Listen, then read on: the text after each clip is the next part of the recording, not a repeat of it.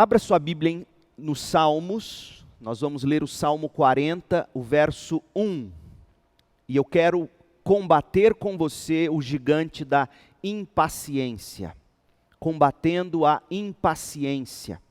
Salmo 40, versículo 1.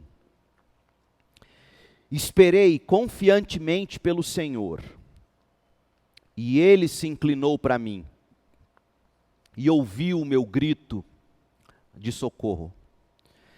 Esperei confiantemente pelo Senhor, Ele se inclinou para mim e ouviu o meu grito de socorro. Parece-me que este versículo nunca foi tão atual, não é mesmo? Quando eu vou sair dessa quarentena? Quando minha vida voltará ao normal? Como será? A impaciência que dia a dia vem tomando conta do nosso coração diante de todas as incertezas, diante de todas as situações ou circunstâncias. Nós precisamos muito da graça de Deus e creio o gigante da impaciência tem crescido no coração da gente e tem destroçado de dentro para fora a alma de todos nós. Os estudiosos classificam a impaciência como um dos principais sintomas do transtorno de ansiedade. Um dos principais sintomas do transtorno de ansiedade, a impaciência. Nesses casos, acompanhando a impaciência, estão o nervosismo, a irritabilidade, a raiva, a ira. Você deve já ter experimentado esse tipo de sentimento, de reação, ou deve conviver com alguém assim. Transtorno de ansiedade produz impaciência, nervosismo, irritabilidade. Escrevendo sobre as causas do transtorno, a psicóloga e psicoterapeuta doutora Márcia Estela Ribera Feliciano, ela apontou o seguinte, abre aspas, na maior parte das vezes, esse transtorno de ansiedade acompanhado de nervosismo, de irritabilidade e de impaciência está relacionado à permanência do sujeito em ambientes ou situações geradoras de estresse, tensão ou pressão contínuos, ou então a períodos de preocupação causados por algum problema em alguma área da vida, profissional, afetiva, familiar, financeira, etc. Agora eu te pergunto, quem de nós não está relacionado à permanência em ambientes ou situações de estresse, especialmente nos dias em que a gente está vivendo? Quem de nós não está sob estresse, sob tensão, sob pressão contínua em todas as áreas da vida? Hoje, por exemplo, recebi um áudio de um irmão, amigo querido, membro de uma igreja no Rio, e ele saindo de um tratamento da Covid-19. Ficou trancado 20 dias no quarto, enquanto a mãe e a filha na sala tratavam dele, digamos, levando as coisas, e 20 dias intensos de febre e de sofrimento e de dores no corpo e de prostração, diarreia e todos os sintomas. Graças a Deus não precisou de respirador e nem de ir para hospital ou UTI, mas sendo tratado, e na quarta-feira ele fará um exame para verificar se o organismo adquiriu o anticorpo, se o vírus de fato já foi embora, algo assim. Vivendo sob estresse, vivendo sob pressão, vivendo sob tensão, tensão financeira, o estresse afetivo, familiar, de uma forma ou de outra, com maior ou menor intensidade. Todos nós estamos nessa panela de pressão, e não tem como sair dela tão cedo. Portanto, sob tanta pressão, a questão é como lidar com esse transtorno de ansiedade que traz a irritabilidade, que traz a impaciência, que nos deixa raivosos. O que faremos? Nós vamos seguir vivendo e tolerando simplesmente o nervosismo, a irritabilidade, a impaciência uns dos outros? Nós vamos simplesmente dizer, olha, a situação está difícil para todo mundo, vamos aguentando que vença o mais forte, ou que se tenha paciência? Não, Deus não nos criou para isso. Deus não nos criou simplesmente para tolerarmos uns aos outros. Esse é um grande momento de santificação. Isso é uma grande oportunidade para, com o coração espremido por toda essa pandemia, por toda essa incerteza, por todo esse momento que é desafiador para todo mundo, esse é um grande momento para deixarmos o coração ser espremido e tratarmos das nossas questões diante de Deus e deixar o Senhor nosso Deus nos santificar. A pergunta que eu quero levantar neste ponto é: qual é o problema de sermos impacientes? É uma pergunta importante. Há algum problema na impaciência? Em primeiro lugar, os impacientes são pessoas superficiais. A impaciência torna a pessoa superficial. Richard Foster, no grande livro dele, se você não leu, eu recomendo, Celebração da Disciplina, editora Vida. Richard Foster disse o seguinte, abre aspas: a superficialidade é a maldição do nosso tempo. A doutrina da satisfação instantânea é o principal problema espiritual. Nós não sabemos esperar. A necessidade desesperada de hoje não é a de um número maior de pessoas inteligentes, nem de pessoas talentosas, mas de pessoas com profundidade, de pessoas que saibam esperar. Profundidade está relacionada ao tempo. Portanto, profundidade é fruto também da paciência, da perseverança. O salmista descreveu esse tipo de pessoa profunda, que soube esperar em Deus, que se alimentou da palavra de Deus como árvore plantada à beira de águas correntes, que dá fruto no tempo certo, e suas folhas não murcham, tudo o que ele faz prospera. Salmo 1, verso 3. Nesse mundo onde impera a impaciência, árvores de porte grande, frondosas, frutíferas, estão em extinção. O que se vê hoje, o que tem crescido no lugar de árvores robustas, são ervas daninhas, mato, que logo seca e morre. A superficialidade é um dos frutos da impaciência. O segundo problema com a impaciência é a insensibilidade. Em segundo lugar, a impaciência nos torna insensíveis, nos torna intolerantes e sem amor, pois sempre enxergamos o outro como objeto de satisfação imediato ou obstáculo em nosso caminho para alcançarmos aquilo que tanto almejamos. O Dr. Lewis Sperry Chafer, que foi o fundador e o primeiro presidente do Seminário Teológico de Dallas, onde estudou grandes homens como Charles Swindoll, por exemplo, o Dr. Lewis Sperry Chafer conta que em certa ocasião ele estava orando com outro grande homem de Deus, o pastor Harry Ironside.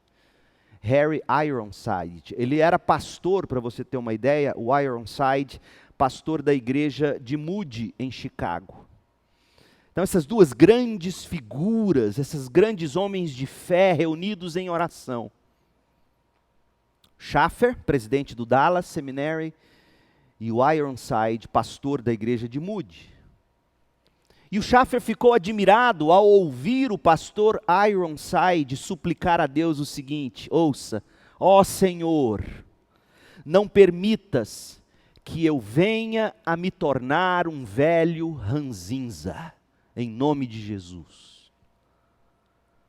Talvez ele tenha orado assim porque tivesse compreendido bem de perto, analisando o próprio coração, o perigo que ele corria de ser insensibilizado pela irritação, pela impaciência, diante das tensões e das pressões constantes da vida, à medida em que a pessoa envelhece. Na medida em que envelhecemos, as pressões são tantas, que a impaciência aflora. E a impaciência te torna insensível, e a impaciência te torna ranzinza. E Ironside, portanto, ora diz: Deus, me livre de ser um velho ranzinza. Isso aconteceu com Saul. Num determinado momento, enquanto Davi bem o servia, tocando e trazendo paz ao coração de Saul, Saul nesse momento amou Davi. 1 Samuel 16, 21 a 23. Mas logo depois, Davi se tornou obstáculo no caminho de Saul, Saul imaginava. 1 Samuel 18, de 7 a 9. A impaciência, fruto do orgulho e da ansiedade, nos insensibiliza, nos deixa superficiais. Mas em terceiro lugar, qual é o problema com a impaciência? É a incredulidade. Em terceiro lugar, a impaciência é fruto de um coração incrédulo. A impaciência nos torna superficiais, a impaciência também nos insensibiliza, mas o pior de tudo é a origem da impaciência.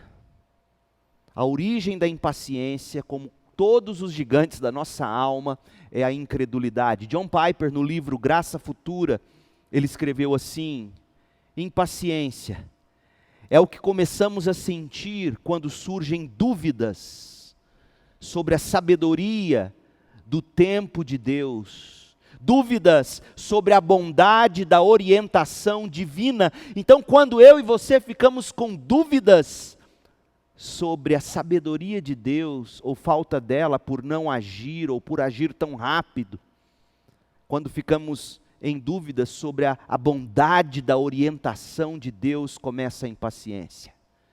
Piper continua: a impaciência surge no coração quando um plano é interrompido, quando um plano é desfeito. Quantos de vocês, quantos de nós, na virada do ano, não fez planos para 2020? E de repente, parece, vimos todos eles serem frustrados. Vem a impaciência.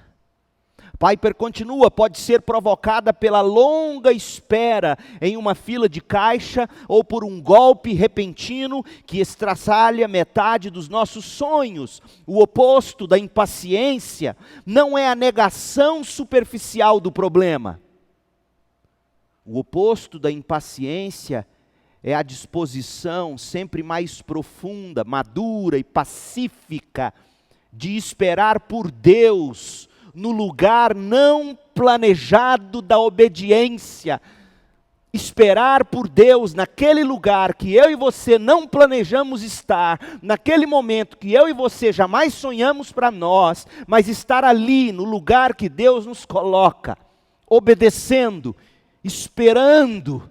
Isso é fé, isso é o oposto da impaciência. Esperar no lugar de Deus, caminhar segundo o passo de Deus. E a chave para isso é fé.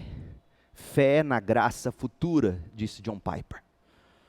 Qual é o problema de se ser impaciente, portanto?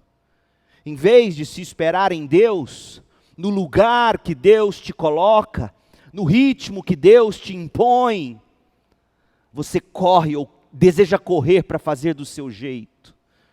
Você atropela as pessoas, declara com palavras e com posturas que não confia na soberania de Deus, na sabedoria de Deus, na bondade de Deus, que sim, dosa, controla e dirige e decreta todas as coisas, até mesmo a demora na fila do caixa.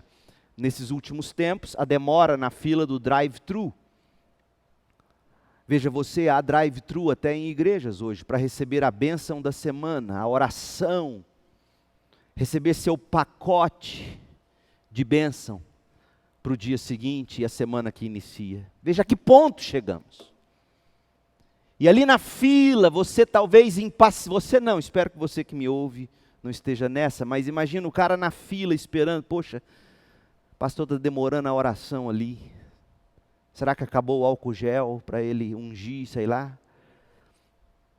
O oposto da impaciência é esperar com fé no lugar onde Deus nos põe, na hora em que Ele nos impõe, do jeito que Ele deseja, confiando na bondade dEle, confiando na soberania dEle, confiando na sabedoria dEle. Carl Jung, o psicólogo famoso, estava correto quando ele afirmou que a pressa não é do diabo. Tem gente que diz, a pressa é do diabo. Não, a pressa, diz ele, Jung, a pressa não é do diabo. A pressa é o próprio diabo. A pressa é o próprio diabo. Quanto mais nós agimos impacientemente, tanto mais nos desligamos da graça de Deus. Por quê? Porque menos o buscamos. O impaciente não busca Deus, o impaciente atropela Deus. Quanto mais impaciente, mais desligados de Deus, porque a gente passa a não buscá-lo mais, a gente passa a não depender dEle, a gente para de esperar nele, e obviamente a gente para de amá-lo, nossas afeições, nosso coração se desconecta dEle.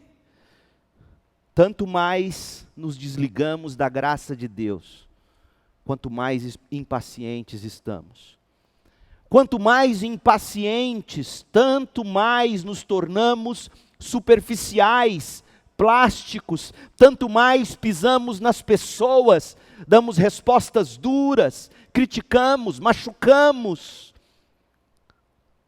A impaciência, pouco a pouco, nos torna endiabos. Essa que é a verdade. Quando os planos que fazemos, seja para o dia de amanhã, o estilo de vida que queremos viver, quando os planos são frustrados, a impaciência nos tenta em duas direções, dependendo da sua personalidade ou dos problemas que você enfrenta.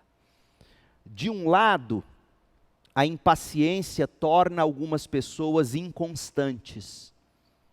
Elas desistem dos planos e dos sonhos. No outro extremo, a impaciência torna as pessoas impulsivas. Elas não desistem, elas destroem. Veja, ouça bem esses dois extremos da impaciência, porque a impaciência, ou ela vai te tornar inconstante, fazendo você desistir, ou ela vai te tornar impulsivo, fazendo você destruir.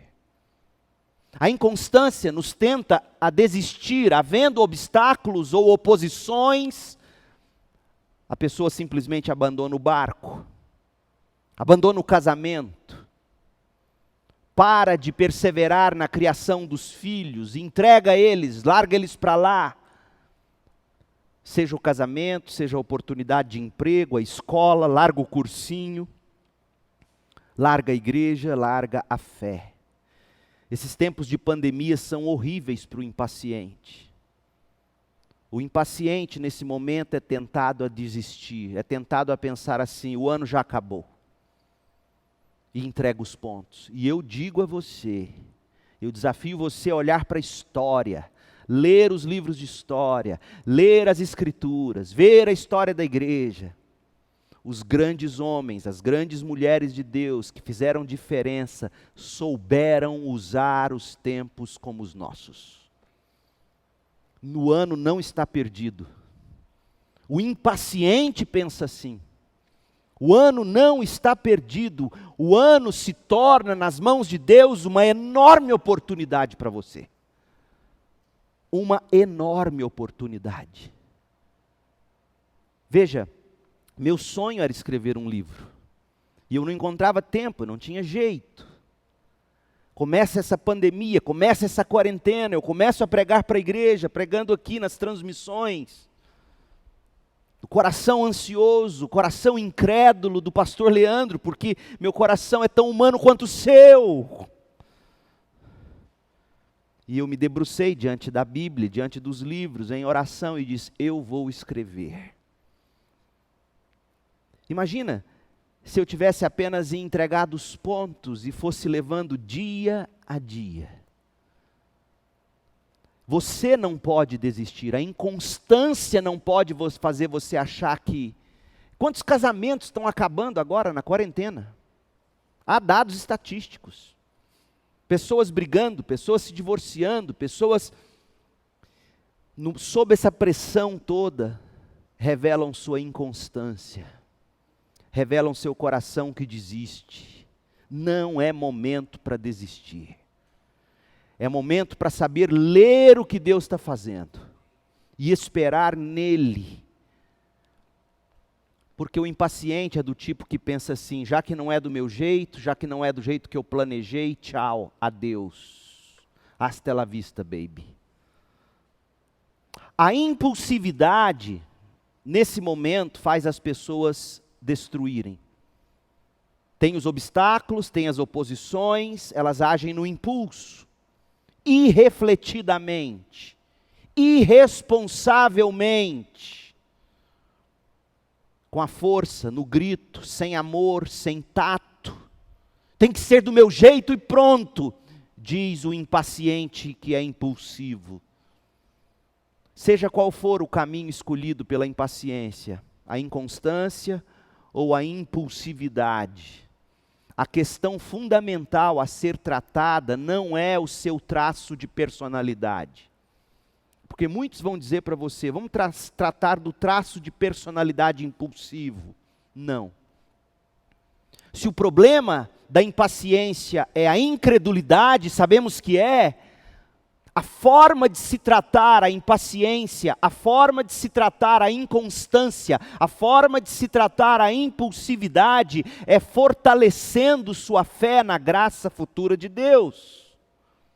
Ou você aprende a viver pela fé e herda a vida eterna, ou você viverá pela sua própria força e fracassará feio eternamente. Saul é um caso clássico de impaciência em ação. E veja, a impaciência de Saul foi fruto da incredulidade.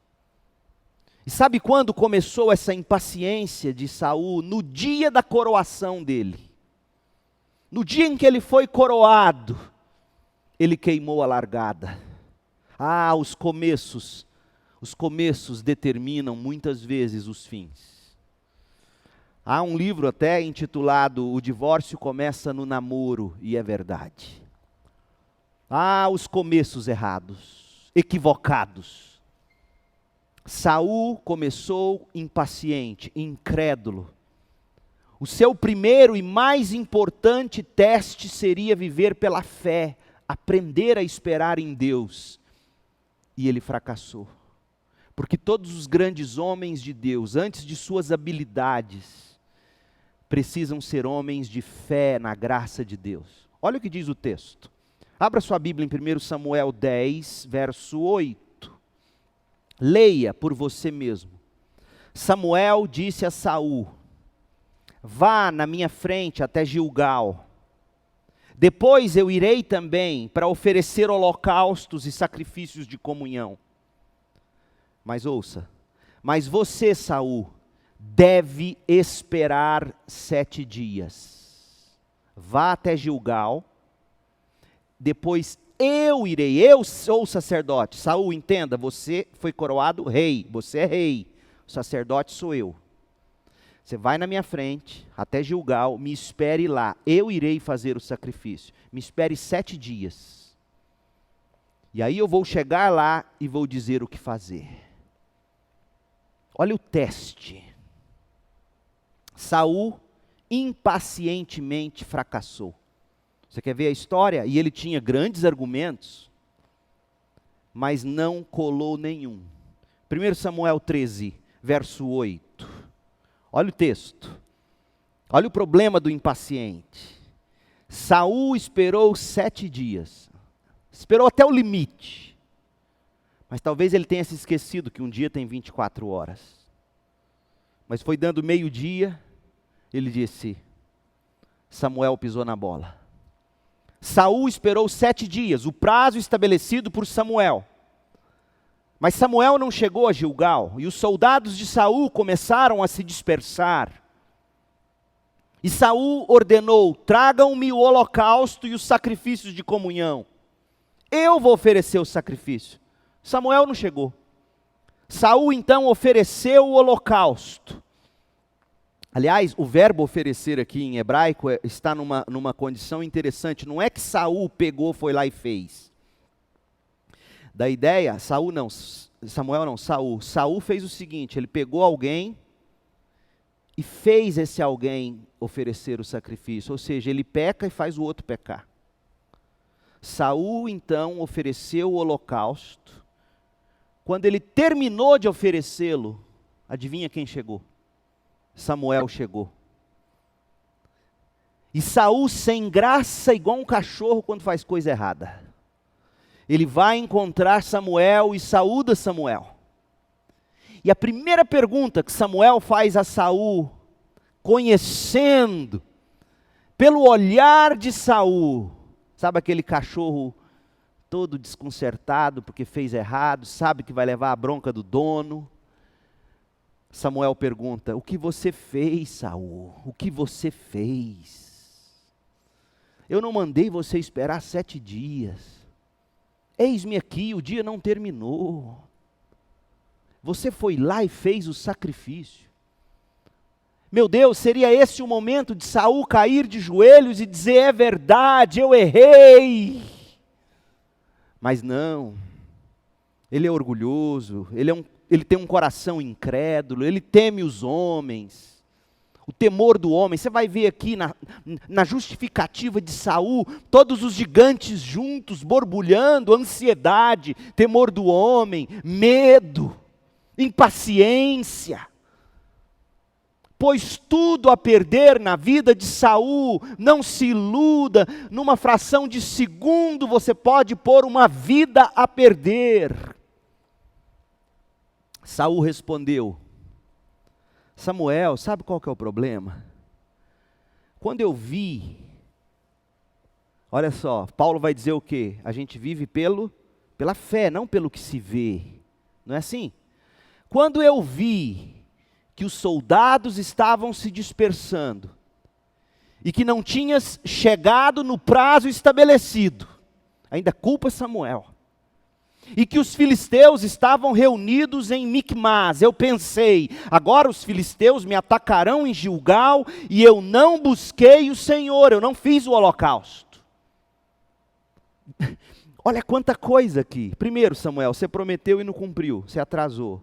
Segundo, eu estou aqui debaixo de pressão, estou vendo o exército chegar. E terceiro, como é que eu não ia buscar o Senhor? Olha o coração incrédulo. Por isso, Samuel, foi que eu me senti obrigado a oferecer o holocausto. O que você faria com um homem desse? A resposta de Samuel: Saul, você agiu como um tolo. Como um tolo. E aí ele explica o que é agir como um tolo. O tolo, segundo a Bíblia, é isso aqui, ó, desobedecendo ao mandamento que o Senhor, o seu Deus, lhe deu. Deus te deu um mandamento através dos meus lábios: espere 7 dias, não ofereça o sacrifício, eu vou oferecer. Mas você foi tolo, você desobedeceu. Se você tivesse obedecido, Deus teria estabelecido para sempre o seu reinado sobre Israel. Samuel estava dizendo: você perdeu sua grande chance. Mas agora o seu reinado não permanecerá. O Senhor procurou um homem segundo o seu coração e o designou líder de seu povo, pois você não obedeceu ao mandamento do Senhor. Virou as costas Samuel e saiu. Então Samuel partiu de Gilgal e foi a Gibeá de Benjamim. E Saul contou os soldados que estavam com ele. Você percebeu o que Saul fez? O profeta já me abandonou, virou as costas e foi embora. O profeta me disse que Deus largou de mim, que meu reino não vai ser estabelecido. O que ele faz? Ele começa a contar quantos soldados ele tem, para garantir que ele não perderia o reinado. E o texto diz, era uma mixaria, eram cerca de 600. Um exército de 600 soldados, mixaria. Onde estava a raiz da impaciência de Saul? Por que esse problema de Saul foi tão grande, a ponto de Deus dizer, olha, eu não vou estabelecer um reino com você. Minha aliança com você está quebrada. A gente lê essas coisas na Bíblia e acha que é tudo exagero da parte de Deus. Porque a gente erra por não enxergar a raiz do problema. Foi falta de fé diante dos problemas, falta de fé diante das pressões, falta de fé diante do estresse.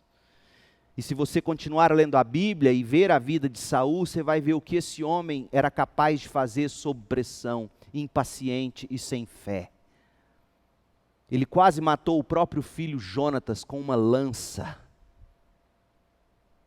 Mas leia aqui, 1 Samuel 13:13, e ouça por você mesmo. Disse Samuel a Saul, Saul, você agiu como tolo, desobedecendo ao mandamento que o Senhor, o seu Deus, lhe deu. Se você tivesse obedecido, Deus teria estabelecido para sempre o seu reino sobre Israel. E por que Saul não obedeceu? Porque Saul não confiou na palavra do profeta, que era a palavra de Deus para ele. Ao não confiar na palavra de Deus pelos lábios do profeta, Saul desobedeceu e executou seu plano impaciente. Mas vamos aprofundar um pouco mais. Quais eram os problemas? Quais eram as pressões? E qual era o estresse de Davi?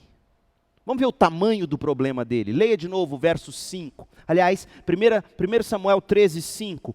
Os filisteus se reuniram para lutar contra Israel, com 3.000 carros de guerra. Quantos soldados Saul tinha? 600. E aqui estão os filisteus com 3.000 carros de guerra, 6.000 condutores de carros, e tantos soldados quanto a areia da praia. Eles foram a Micmas, a leste de Bet-Aven, e lá acamparam. Em outras palavras, seria impossível Saul garantir seu reinado no braço dele.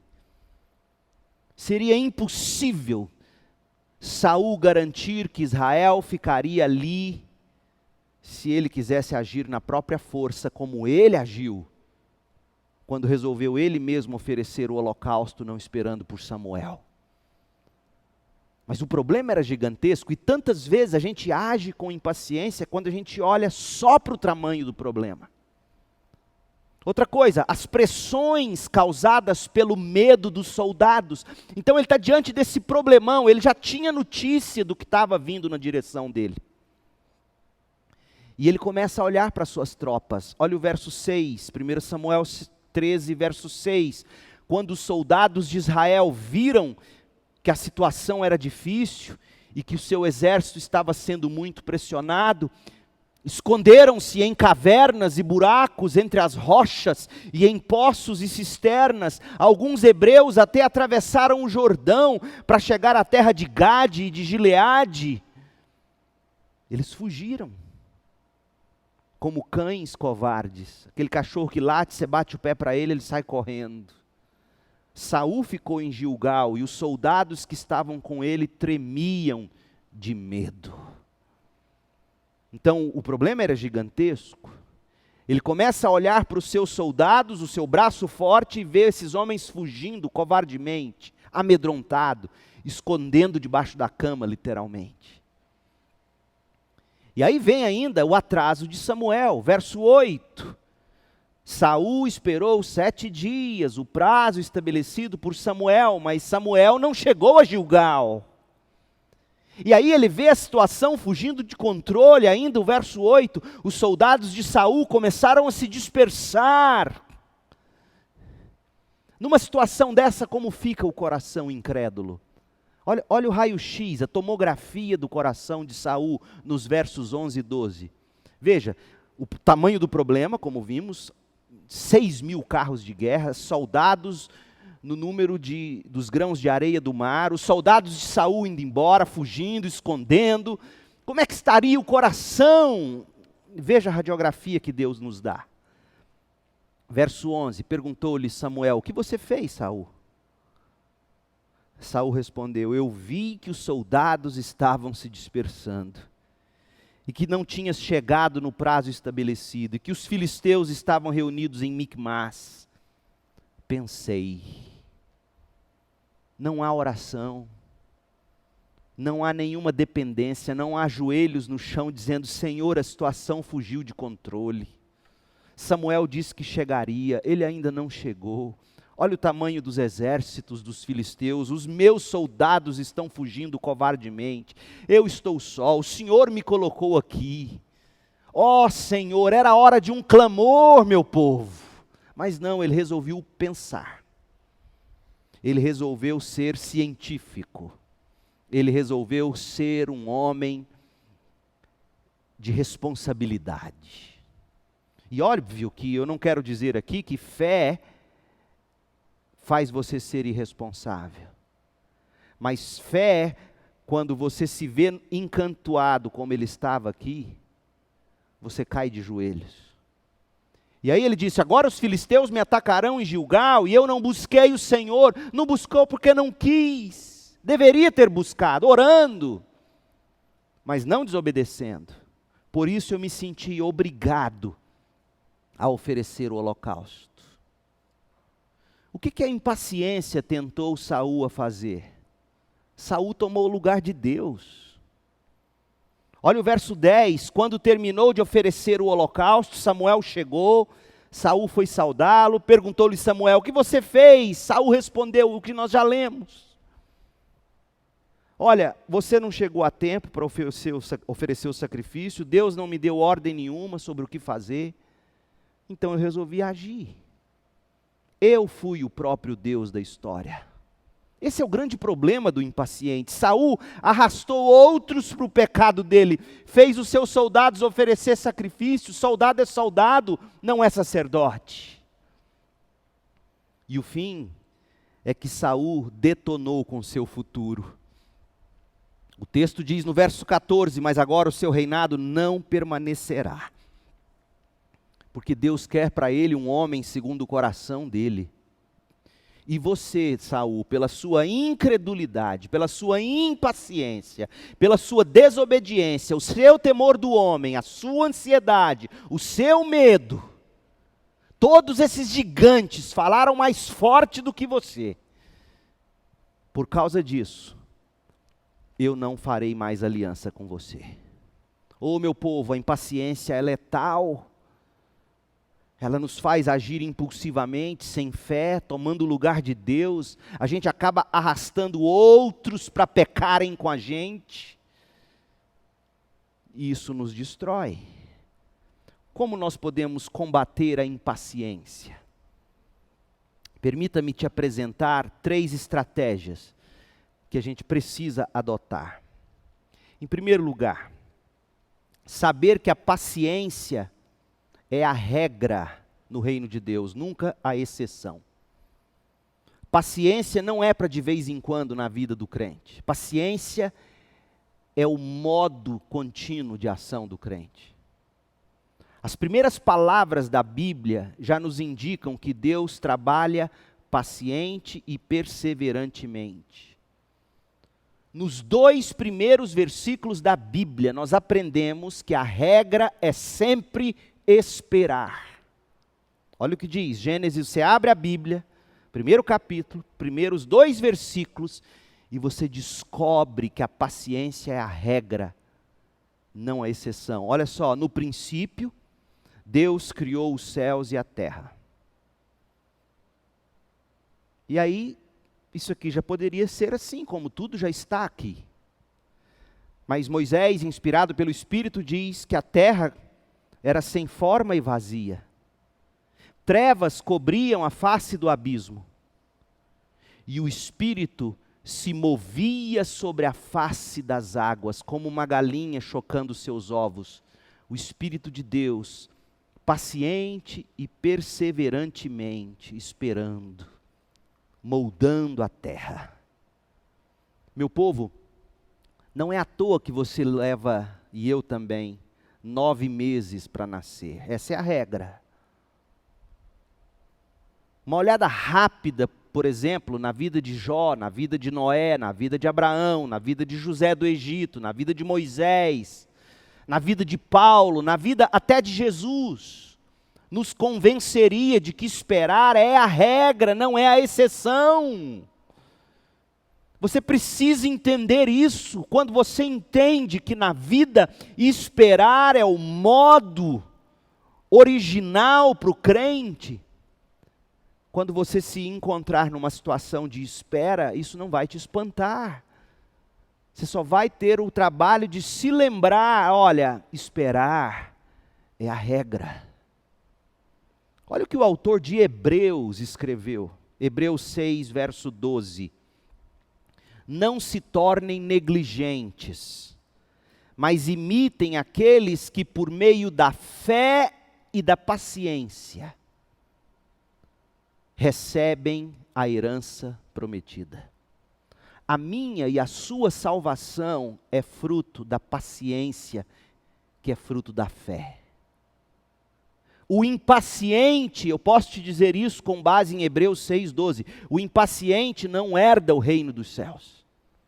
A herança prometida aqui não é o carro novo, a carreira, a vida próspera. A herança é a vida eterna. A vida eterna é fruto de paciência, que é fruto de fé. E Hebreus diz, não se tornem negligentes, imitem os homens de fé. E aí nós vamos ler, inclusive em Hebreus, no capítulo 11, sobre a galeria dos heróis da fé. E você vai descobrir lá, lendo Hebreus 11, cuidadosamente, que todos eles esperaram, esperaram e esperaram. A paciência não é só um meio de chegarmos à glorificação. A paciência também é uma prova fundamental de que houve salvação. Lucas 21:19, Lucas 21:19, é perseverando que vocês obterão a vida. Por quê? Não é que a perseverança é condição, a perseverança é prova. O perseverante chegará lá, obterá a vida. Quem não perseverar não vai obter a vida, porque não vai chegar lá. Romanos 2,7, Ele dará a vida eterna, Ele, o Senhor, dará a vida eterna, a quem? Aos que persistindo em fazer o bem, buscam glória, honra e imortalidade. Insistindo, persistindo em fazer o bem. Gálatas 5:22 diz que o fruto do Espírito é paciência. O impaciente está dando provas de ter um coração incrédulo. A impaciência não é um mero traço de personalidade. É um pecado que pode te levar para o inferno, com base nos textos que eu estou lendo aqui. A diferença entre esperar com fé e se impacientar está no foco da vida. Tiago 5, verso 7. Portanto, irmãos, sejam pacientes até a vinda do Senhor. É a regra. Sejam pacientes até a vinda do Senhor. Essa quarentena que nós estamos vivendo é só uma questão mais condensada do que é a vida. A vida é um eterno esperar, com paciência. Esperar o quê? A vinda do Senhor. E aí ele nos dá exemplos. Por exemplo, vejam como o agricultor aguarda que a terra produza a preciosa colheita, e como ele espera com paciência até virem as chuvas do outono e da primavera. Ou seja, ele trabalhou, ele fez o que tinha que fazer, ele arou a terra, ele cuidou da terra, ele jogou a semente, ele limpou as ervas daninhas. Fez o que tinha que ser feito, mas chegou num ponto que ele tinha que esperar. Sejam também pacientes e fortaleçam o seu coração, pois a vinda do Senhor está próxima. Irmãos, diz Tiago, não se queixem uns dos outros para que não sejam julgados. O juiz já está às portas. Irmãos, tenham os profetas que falaram em nome do Senhor como exemplo de paciência diante do sofrimento. Tiago está dizendo, vá ler a Bíblia impaciente. Como vocês sabem, nós consideramos felizes aqueles que mostraram perseverança. Bem-aventurados são os que perseveraram, e nós os elogiamos, diz Tiago. Vocês ouviram falar sobre a paciência, a perseverança de Jó, e viram o fim que o Senhor lhe proporcionou. O Senhor é cheio de compaixão e misericórdia. A paciência é a regra, nunca a exceção. E focar em Cristo vai nos ajudar a descansar enquanto a gente espera confiantemente pelo Senhor.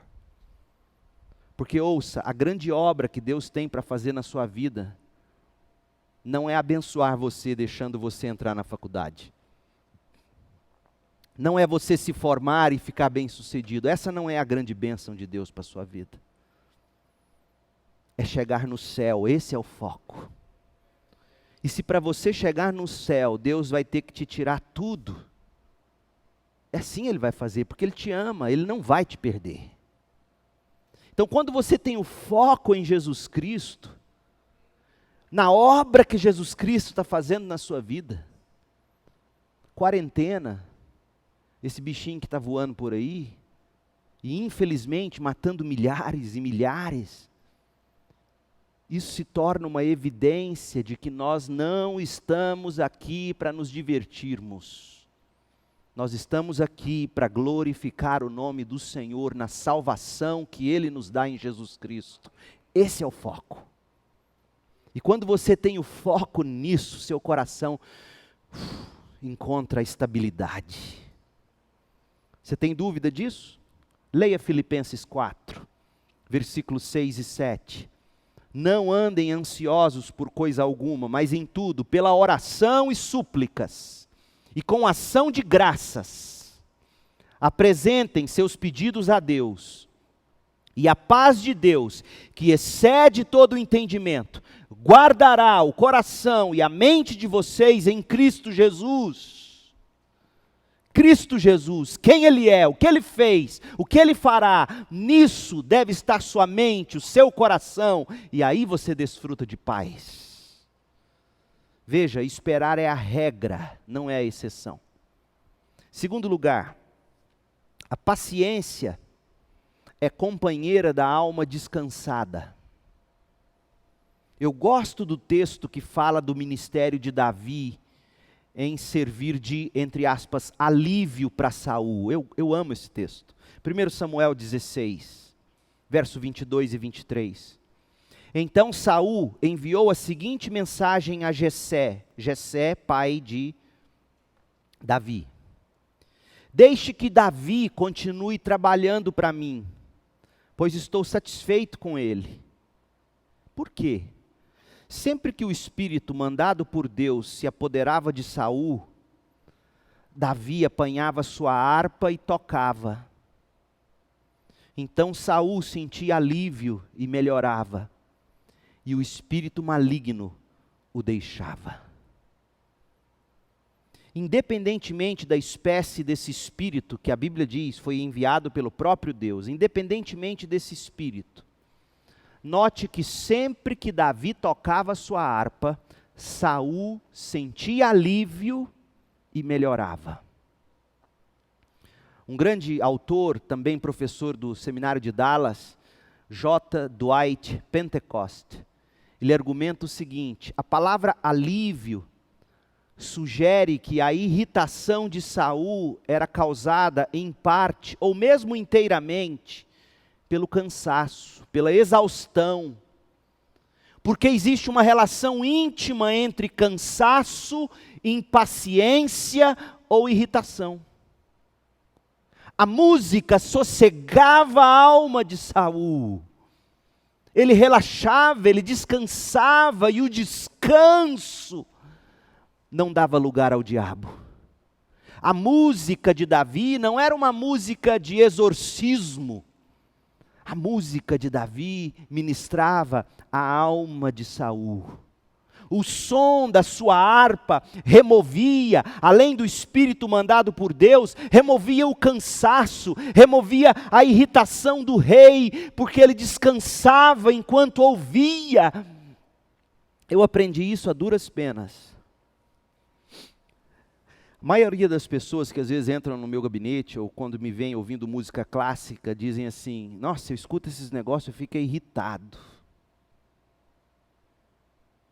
Eu também fui assim um dia. Eu não sei porquê, não é meu campo de estudo, talvez um dia eu até estude sobre isso, mas a minha capacidade de descansar diante de Deus ao longo dos anos está diretamente atrelada à capacidade de deixar uma música me acalmar. É impressionante como isso é importante. Dwight Pentecost, autor que eu já citei, ele diz assim: os grandes compositores sempre criaram suas músicas de modo a produzir efeitos emocionais. Eles desejam comunicar paz, tranquilidade, beleza, despertar o amor e as emoções suaves. Mas Pentecoste viveu num mundo um pouco melhor do que o nosso. Ele é de muitos anos atrás. Porque hoje as músicas que se produz-se músicas também com o fim de produzir efeitos emocionais. Mas ira, agitação, perturbação, a música com muito grave, repetido, fazendo seu coração se acelerar. Não se engane, música não é acessório. Música é um negócio impressionante, toca no profundo da alma. E de alguma forma, Saul aprendeu que a harpa de Davi, e provavelmente ele também cantando seus salmos com palavras inspiradas por Deus, aquela música, aquela melodia, aquela mensagem, penetrava a alma dele e o fazia descansar. Ele ficava de novo paciente, porque a paciência é companheira da alma descansada. Você tem que aprender a descansar sua alma. Passa por aí. Nós não somos só espírito, nós somos também corpo. Nós temos alma e espírito, que para mim são a mesma coisa, é a parte imaterial do ser humano. Nós somos essa parte imaterial, mas nós somos também essa parte material que responde a impulsos.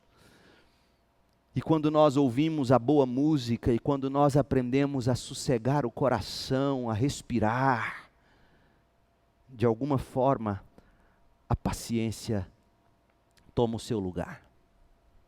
Então, em primeiro lugar, entenda que a paciência, a espera é a regra, não é a exceção.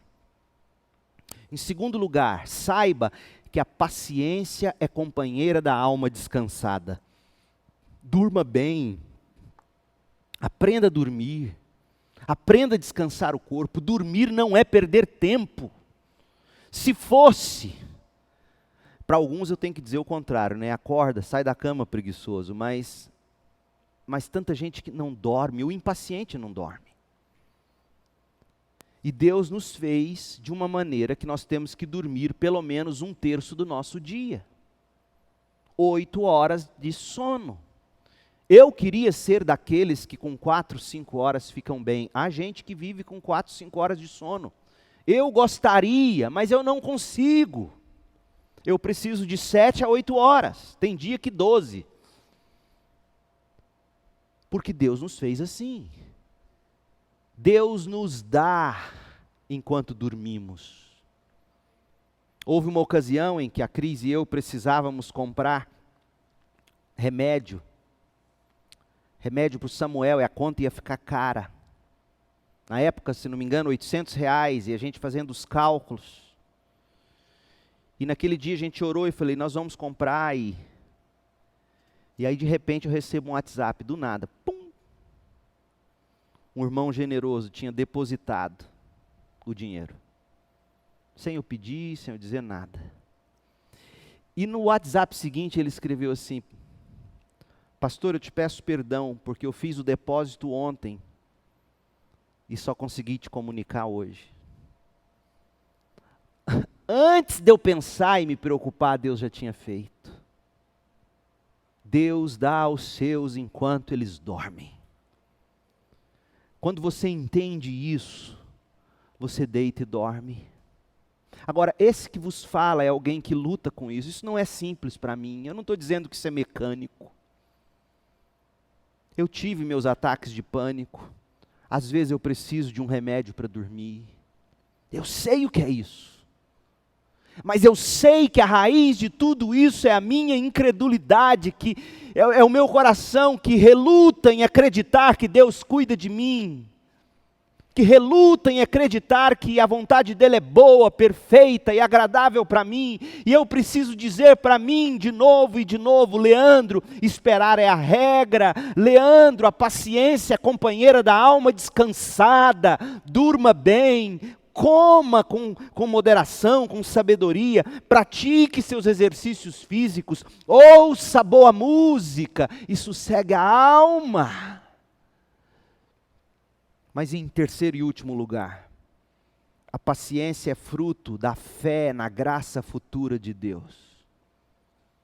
Porque aí sim, quando você entende que esperar é a regra, quando você aprende que a paciência é companheira da alma descansada, aí o seu coração está pronto para com fé se apropriar das promessas da palavra de Deus.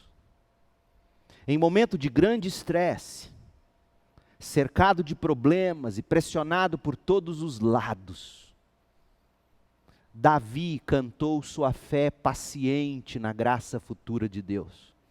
E a canção de Davi serve de encorajamento e de ensinamento para todos nós que sofremos com a impaciência. Olha o Salmo 62. Salmo 62. Versos 1 e 2. A minha alma descansa somente em Deus.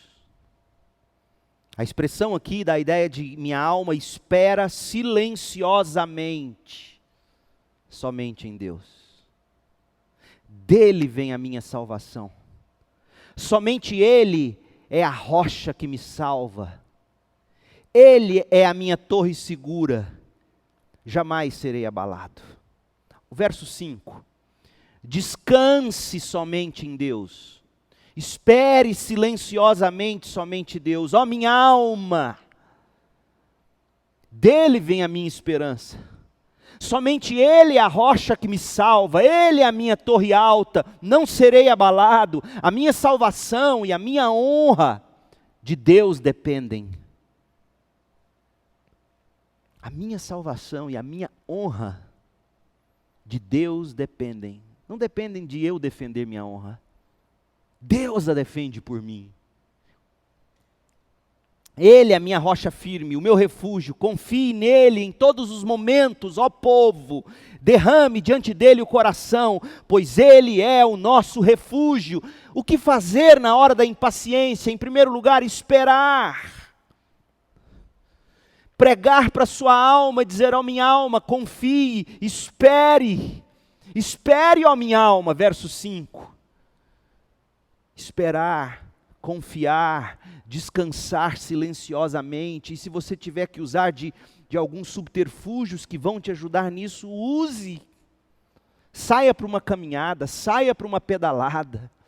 Coloque uma música que acalme, com uma mensagem. Coloque a palavra de Deus sendo narrada.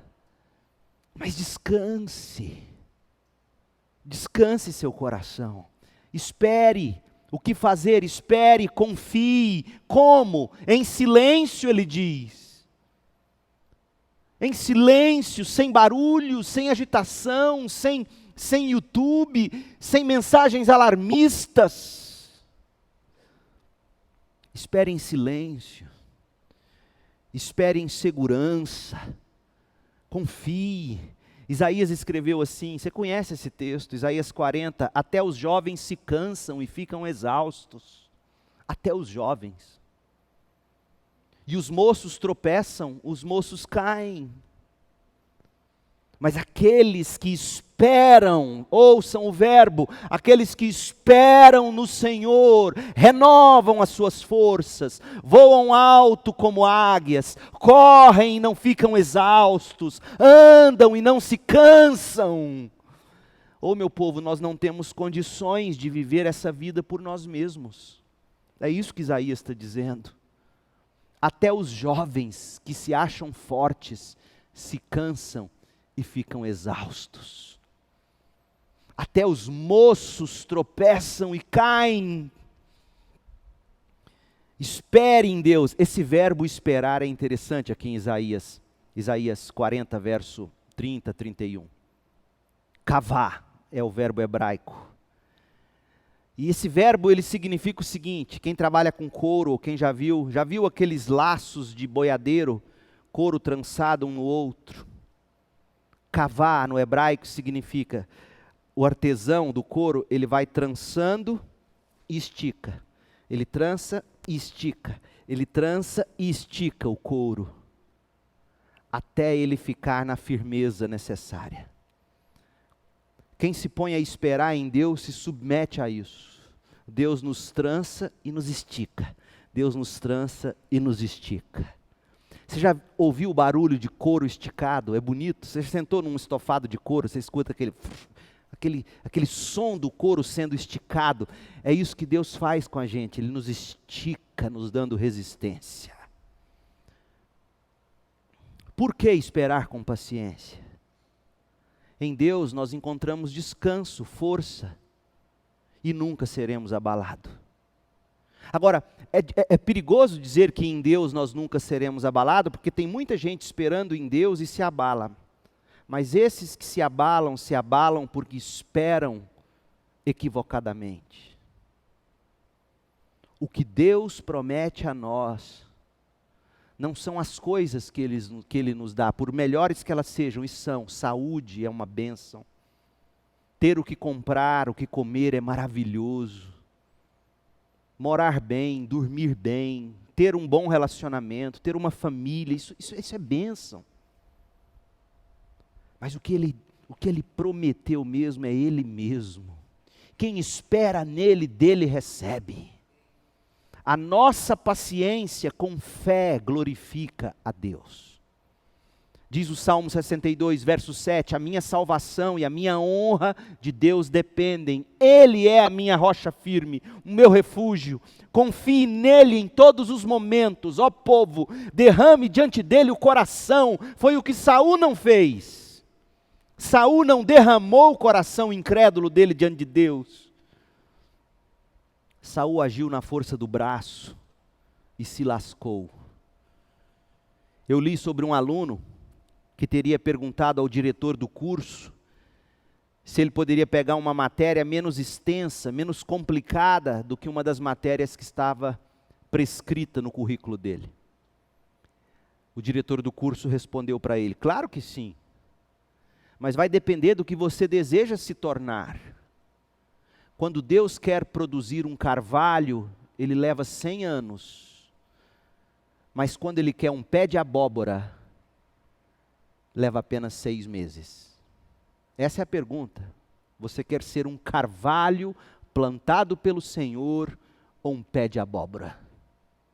Quanto crente pede abóbora? Muitos de nós, enquanto estamos esperando em Deus, fazemos as mesmas perguntas. Senhor, não haveria um caminho mais curto? Mas esperar, confiar, orar, meditar e descansar em Deus são as maneiras de Deus aprofundar nossas raízes, tornando-nos pessoas mais profundas, mais frutíferas, dignas do nome do Senhor. Seja qual for a sua experiência, busque viver como o salmista, Salmo 40, verso 1. Esperei confiantemente pelo Senhor, coloquei minha esperança no Senhor, Ele se inclinou para mim e ouviu o meu grito de socorro. Combata a impaciência. Lembre-se de que esperar é a regra. A paciência é fruto da alma descansada, do corpo descansado.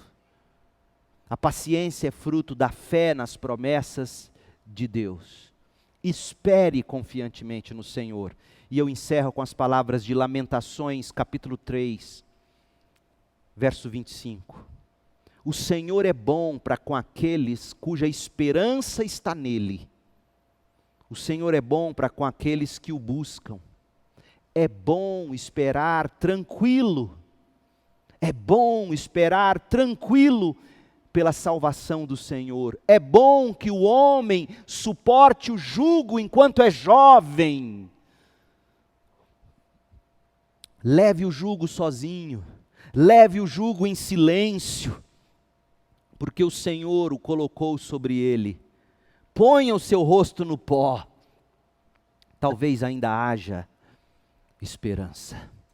Oremos.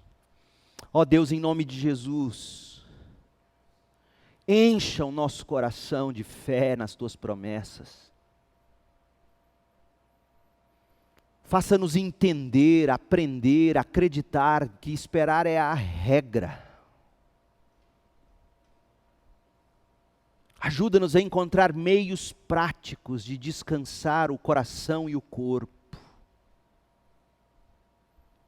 para que a tua palavra possa ser absorvida com fé e posta em prática. Ó Deus, quantos desses que me ouvem precisam derrubar esse gigante, a impaciência. Ó Deus, quantos de um lado desistindo, de outro lado destruindo por impaciência. Ó Senhor, em nome de Jesus, livra-nos da síndrome de Saul.